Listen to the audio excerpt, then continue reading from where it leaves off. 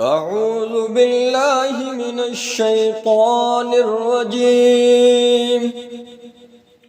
بسم الله الرحمن الرحيم. تبارك الذي بيده الملك وهو على كل شيء قدير. الذي خلق الموت والحياة ليبلوكم أيكم أحسن عملا وهو العزيز الغفور.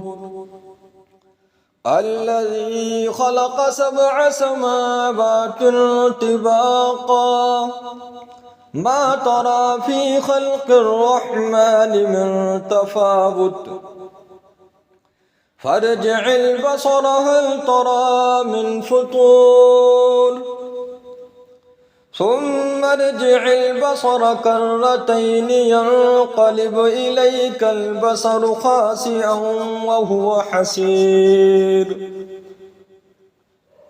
ولقد زينا السماء الدنيا بمصابيح وجعلناها رجوما للشياطين وأعتدنا لهم عذاب السعير. وللذين كفروا بربهم عذاب جهنم وبئس المصير. إذا ألقوا فيها سمعوا لها شهيقا وهي تفور تكاد تميز من الغيظ كلما ألقي فيها فوج سألهم خزنتها ألم يأتكم نذير. قالوا بلى قد جاءنا نذير فكذبنا وقلنا ما نزل الله من شيء إن أنتم إلا في ضلال كبير. وقالوا لو كنا نسمع أو نعقل ما كنا في أصحاب السعير. فاعترفوا بذنبهم فسحقا لأصحاب السعير. إن الذين يخشون ربهم بالغيب لهم مغفرة وأجر كبير. وأسروا قولكم أو اجهروا به إنه عليم بذات الصدور. ألا يعلم من خلق وهو اللطيف الخبير. هو الذي جعل لكم الأرض ذلولا فامشوا في مناكبها وكلوا من رزقه وإليه النشور. أأمنتم من في السماء أن يخسف بكم الأرض فإذا هي تمور أم أمنتم من في السماء أن يرسل عليكم حاسبا فستعلمون كيف نذير. ولقد كذب الذين من قبلهم فكيف كان نكير.